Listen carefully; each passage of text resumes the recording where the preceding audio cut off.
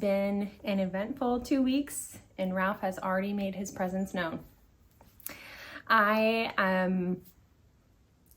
managed to break 2 of my fingers while riding my bike. Really, I didn't think anything of it, but I was gonna go on vacation and go on a very long bike ride, and I figured, let's just go get my fingers checked out and make sure everything's okay before this bike ride because I didn't want to do anything dumb. And I got the x-ray and I fractured at least 1 finger, if not both. My ring finger hurts more than my middle finger, and the fracture was in the middle finger with a possible one in the ring. So I'm going back again next week and maybe eventually I'll get this tape off, but that has definitely hindered some of my knitting plans. It's a little bit difficult for me to knit without the dexterity of my fingers. So for those of you who are new here, this is Ralph. He's one of the resident cats around here. He makes his presence known, and unfortunately, you know, I know he can be a little bit distracting for some people, but he is good company. So he will pop in and out, and I'm sure his sister Rosie may make her presence known as well.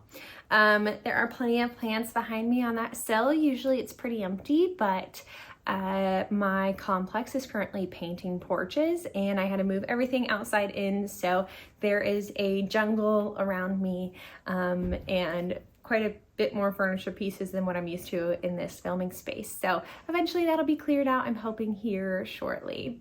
So let's move on.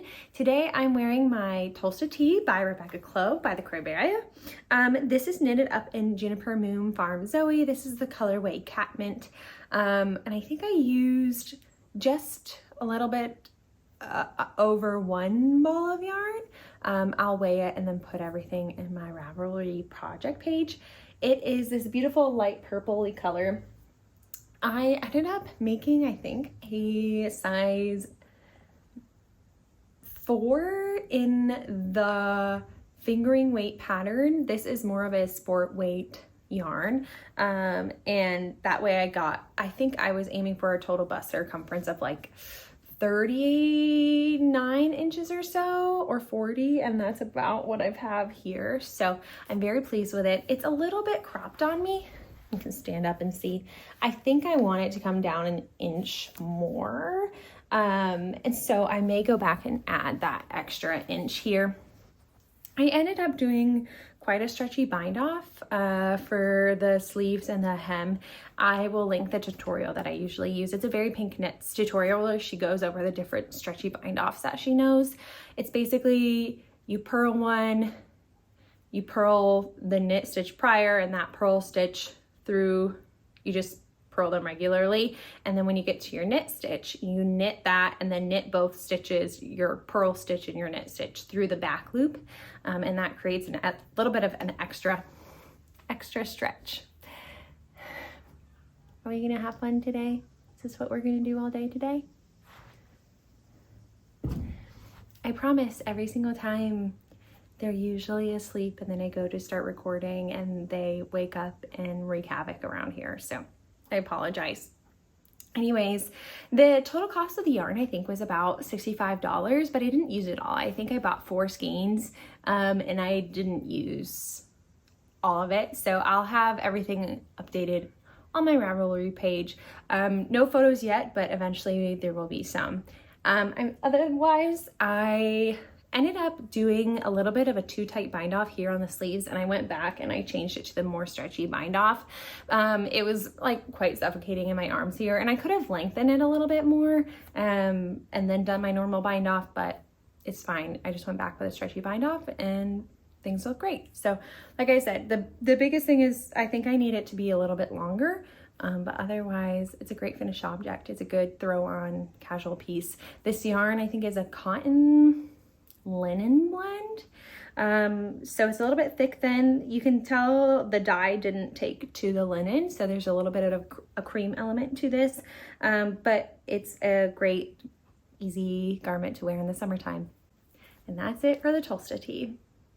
My next finished object is my Seaton pullover by Wallin. This is knitted up in a plethora of Cascade 220, and everything is listed in my Ravelry page.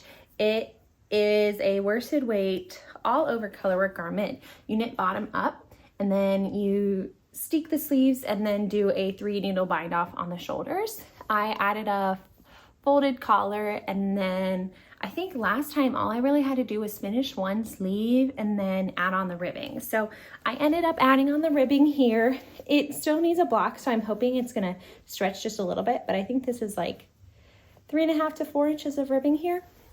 And I'm so happy that this is done.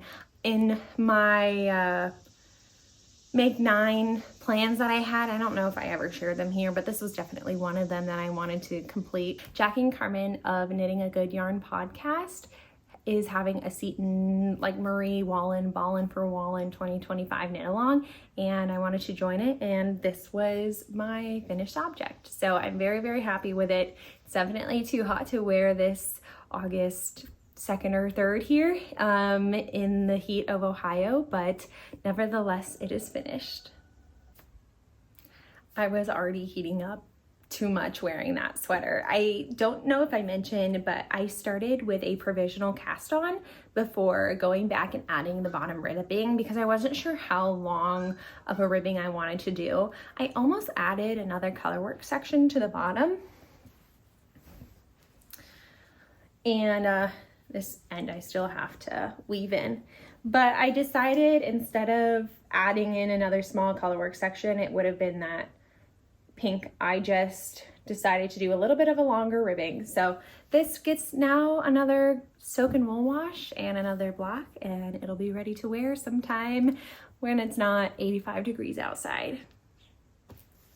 Alrighty, my next work in progress has not really been worked on because it's really hard for me to knit with my fingers like this, let alone do color work, English style and continental. So this has taken a little bit of a back burner. This is my Affric test by the the Rebecca Clow. It is a beautiful top-down color work raglan, which I think is excellent for your first color work project. I think I was on the body the last time and I was adding this bottom row, and I think what I realized was after that podcast, I forgot to do a row in the color work, so I had to rip back. I added the color work, and then I reattached I reknit the bottom ribbing, and you can see where it pulls in. It needs another block there. I think what I'm gonna do is redo the bind off because it looks a little bit floppy for my liking. See, it's already flopping. So I need to think of a different bind off to do that's stretchy but not too stretchy, but wasn't like the one here that was not stretchy enough. I have a tendency to really tighten up on my bind offs, and I really should relax my way through them. But yeah, so this will be another project for another day when my fingers are cooperating a little bit more. Next up, I have my Hey Sailor tee, which if you remember from my last podcast, I accidentally bleached my old Hey Sailor tee by Andrea Mowry, and I thought about going back and changing it, like ripping it apart, and I ripped it apart to just re-knit the part that was bleached. But when bleaching the sweater, a lot of the color leached, I guess you would say. And so the cream was no longer cream, and the blueberry ice cream was no longer blueberry ice cream. So I had leftover yarn and I cast it on with that, but I knew it wasn't going to be enough. And so I thought about what to do, and I ordered an extra ball from the Wallin company, a blueberry ice cream, because I thought I'd have enough cream but not enough blueberry ice cream. That came in the mail, and the blueberry ice cream colorways were completely different, which definitely I knew was a risk, but I wanted to buy one, see if I could make it through before buying more yarn. And so I then ended up buying more yarn, so I have enough for a second sweater. And this yarn, the cotton merino by Knitting for Olive, is actually relatively inexpensive for what you need for a t-shirt versus like a sweater. So I ended up only using 3 of the blueberry ice cream and 2 of the cream color for my sweater t-shirt. And so it was a little bit more affordable than making a whole garment.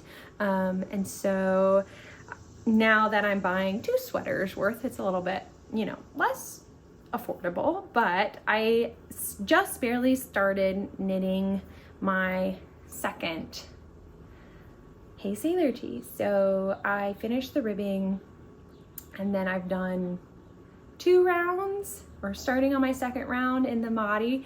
This is gonna be slow going, and I know it. This is a little bit easier on my hands because I can pinch the needle with my pointer and thumb and then still knit.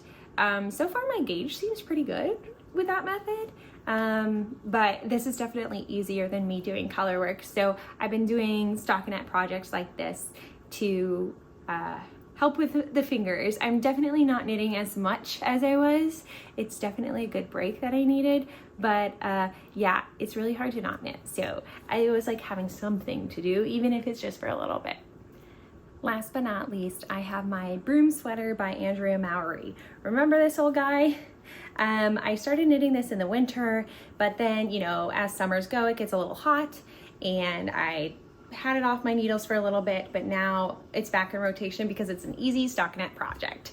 So I think last time I may not have even had 1 sleeve done, but I finished the sleeve this week, and now I'm working on the second sleeve. So my favorite way of working sleeves is every time I decrease, I add a stitch marker, so then it helps keep me on track.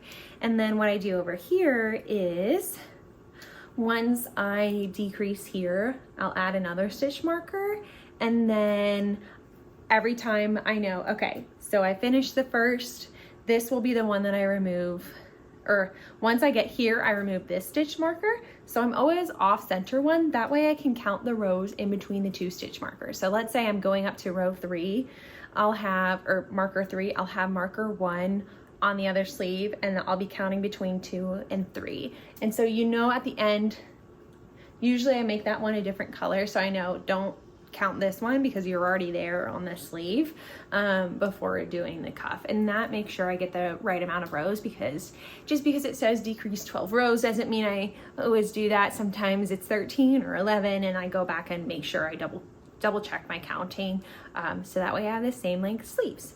This is knitted up in the WoolDreamers Manchelopis, which is a lovely unspun yarn. This is the colorway Azul. I've had no problem just pulling from the plate. It does break quite easily, but you just splice it back together. Some people I've heard wind it up into its own ball, and that little extra spin on the yarn when you're winding it up into a ball helps it pull better, but really the plate's just fine for me. This is more of a home project because of the way that the yarn behaves, but once it all knits up, it's perfectly strong. So so far so good on this Brume. It'll be finished eventually, hopefully in time for the fall. The bigger issue is I think this collar is a little bit wide and it stands up a little funnily, so I may have to add in an elastic. That's totally fine, I'm fine doing that. But otherwise, it's coming along.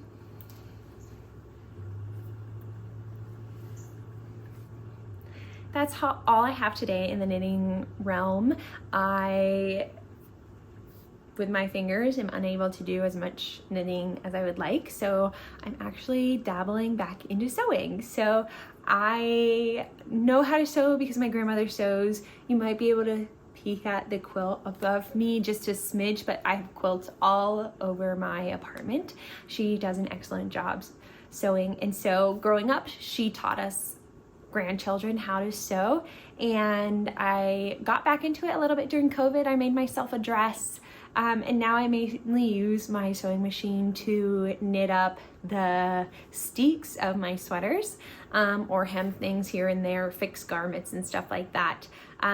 So I bought some fabric to make myself a pair of pants. I'm planning on making the peg trousers by Merchant & Mills, and I have my fabric all ready. I just need to start ironing it and then pin and cut out the garments. So I have that to look forward to today. I hope you all had a lovely 2 weeks. I will see you again in about 2 weeks. Hopefully by then the buddy tape will be gone. I go back to the doctor on Friday to see what's next with my fingers. Sometimes it may take up to 6 weeks, which would be very sad, but at least it's not the dead of winter, so I have plenty of other outdoor activities keeping me busy, like my vegetable garden. Hope you all take care. Bye-bye.